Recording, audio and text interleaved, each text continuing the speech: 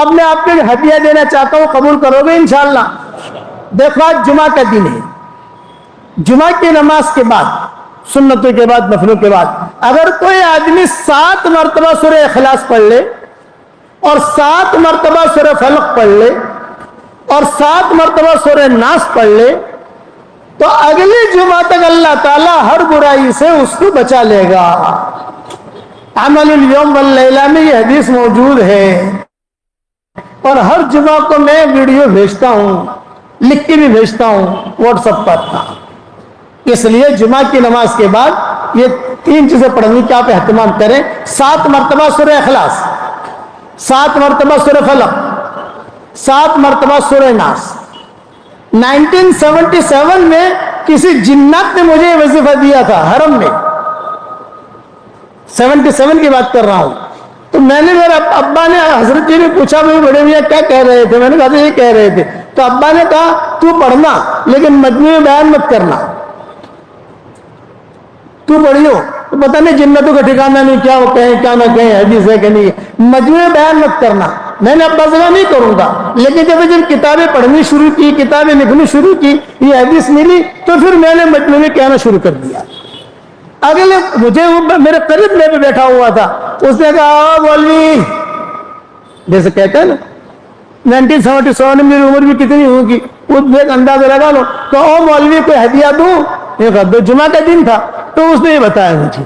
اور ہمارے پیچھے پھر حضرت جی ابا وغیرہ سب بیٹھے ہوئے تھے حرم میں, اور میں مطاف میں بیٹھا ہوا تھا. پوچھا بھی کیا بتا رہے تھے بڑے میاں؟ میں نے حضرت یہ.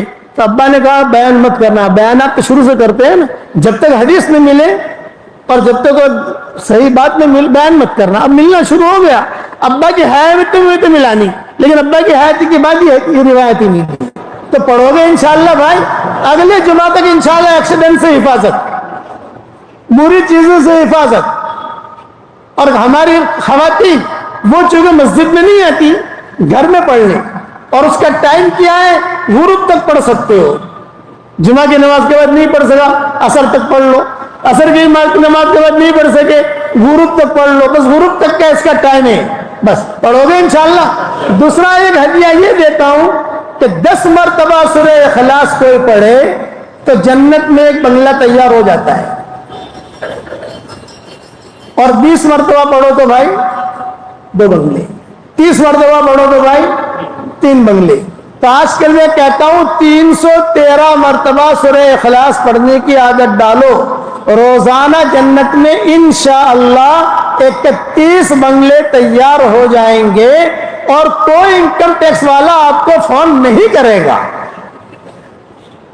دنیا میں بنگلور میں اگر فلیٹ لے لو آپ کو فون آتے ہی نہیں آتے, حساب کتاب دو. روزانہ 31 پراپرٹیاں جنت میں تیار کرو. میرے والد صاحب رحمۃ اللہ علیہ فرماتے تھے بیٹا یونس, رات کو نیند نہ آوے تو کروٹیں بدلتے بدلتے 5-6 بنگلے بنا لینے کے. سورہ اخلاص پڑھتے پڑھتے سو جانے کا, اپنے بنگلے میں تیار ہو جائیں گے اور نیند بھی آ جائے گی. اور ابا کہتے تھے جتنا زیادہ سورہ اخلاص پڑھو گے اتنا ہی اللہ کی محبت ملے گی, کیونکہ اس میں اللہ کا نسب نامہ ہے. جب حضرت جبریل علیہ السلام سورہ اخلاص لے کر آ رہے تھے دھمال کے ساتھ, تو سارے کے سارے فرشتے جو ہے پوچھ رہے تھے کیا لے کے جا رہے ہیں, کیا لے کے جا رہے ہیں, کیا لے کے جا رہے ہیں. تو حضرت جبریل نے کہا یہ اللہ کا نسب نامہ لے کے جا رہا ہوں. مکہ مکرمہ میں مشرکین مکہ نے پوچھا تھا بھئی آپ کے باپ کا یہ نام ہے, آپ کی ماں کا یہ نام ہے, تم اللہ اللہ کہتے ہو تو اس کا نسب نامہ کیا ہے, اس کی ماں کا کیا نام, باپ کا کیا نام, اس پر یہ صورت نازل ہوئی. اس لیے آپ حضرات سے درخواست ہے کہ روزانہ 313 مرتبہ پڑھنے کی کوشش کرو. ہر مرتبہ بسم اللہ الرحمن الرحیم پڑھنے کی ضرورت نہیں ہے.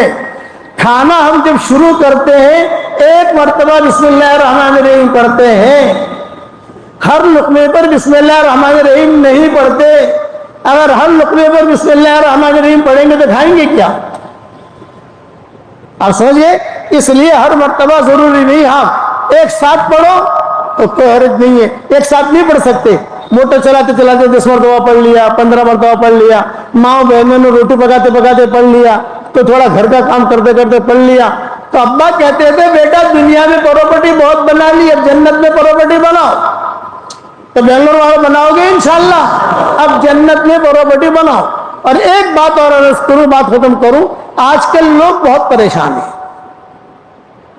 जिन्नात, जादू, सब चीजों में। आसान नुस्खा बताता हूं, किसी आमिल के चक्कर में मत पड़ना, ये सब ढकोस ले।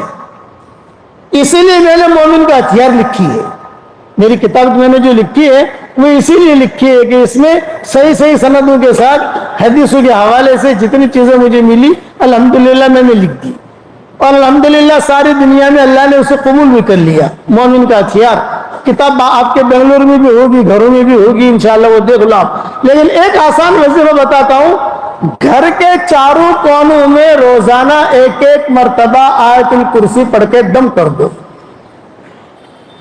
ये अब्दुर्रहमान इब्न औफ का मामूल था, इसके हवाले बिखरे मोती में देख लेना, मुझे इस वक्त याद नहीं है, लेकिन बिखरे मोती में लिखा है मैंने।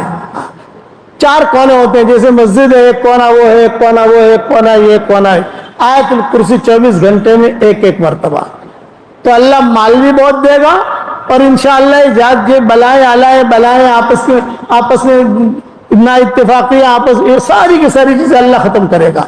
अब्दुर्रहमान इब्न औफ कहते थे साहबा से, कितना माल है मेरे पास, इतना सोना था कि उनके इंतकाल के बाद जब सोना तकसीम हुआ उनके औलाद में, बीवियों में, तो जो कुदाली से तोड़ रहे थे वो कुदाली भी टूट गई, इतना सोना था अब्दुर्रहमान इब्न औफ के पास। और सेहतमंद, और बदन पर बहुत बाल थे इनके, इसलिए हुजूर सल्लल्लाहु अलैहि वसल्लम ने रेशम पहनने की इजाजत दी थी। वो कहते थे मेरे बदन पर बहुत बाल है, जुएं पड़ जाती हैं, अब तो मुझे आप कोई ऐसा कपड़ा पहनने की इजाजत दे जिससे मुझे खुजली ना आए, तो अब का तू रेशम पहन। वो अकेले साहबी है जिनको रेशम का कपड़ा पहनने की इजाजत दी हुजूर ने। उनका देखे देख के खालिद इब्न वलीद ने भी कपड़ा बना लिया। तो उमर ने कहा खालिद तुमने क्यों बना लिया ये कपड़ा? ये कहा चचा पहनते हैं ना। अब्दुर्रहमान इब्न औफ चचा, चचा का मतलब बड़े लोगों में थे, चचा कहते थे उनको, ये चचा पहनते। बोले ये उनकी खुसूसियत है, तेरी नहीं, निकाल इसको, तेरी बीवियों को दी। उसे उनको निकाल दिया खालिद इब्न वलीद के बदन से, तुम्हें पहनने की इजाजत नहीं है, उनको इजाजत है, हमने सुना है हुजूर सल्लल्लाहु अलैहि वसल्लम से। ये उनका मामूल था।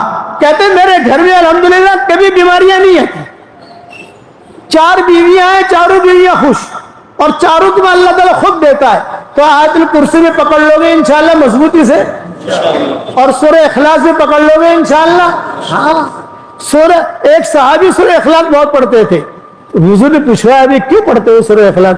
उन्होंने कहा मुझे बहुत पसंद है, मेरे अल्लाह की तारीफ है, मेरे प्यारे अल्लाह की तारीफ है, उसका हसब नसब है।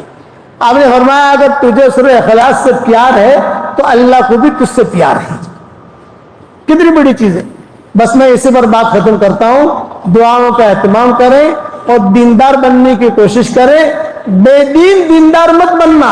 एक जुमला याद रखना, मुसलमानों को और इस्लाम को जितना नुकसान बेदीन दीनदारों से हुआ है, इतना बेईमानों से नहीं हुआ, यहूदियों से नहीं हुआ। बेदीन दीनदार ये सबसे बड़ा खतरनाक होता है कि है बेदीन, और लिबास जो है दीनदारों का है, वो दीनदार मत बनना। हक़ीक़ी दीनदार बनना, करने वाले अल्लाह है, अल्लाह हमें तरक्की देगा। कुरान शरीफ की तिलावत का एहतमाम करो, दुरूद शरीफ पढ़ने का एहतमाम करो। मेरा व्हाट्सएप का सबक चलता है, आप लोगों को मालूम होगा, या मेरा इंस्टाग्राम मेरे नाम का इंस्टाग्राम है, वहां जाके देख लोगे तो आपको पता चल जाएगा कि रोजाना हम क्या बयान करते हैं। 5 मिनट का सबक होता है, सुनो और सुनकर आगे भेजने की कोशिश करोगे इंशाअल्लाह भाई।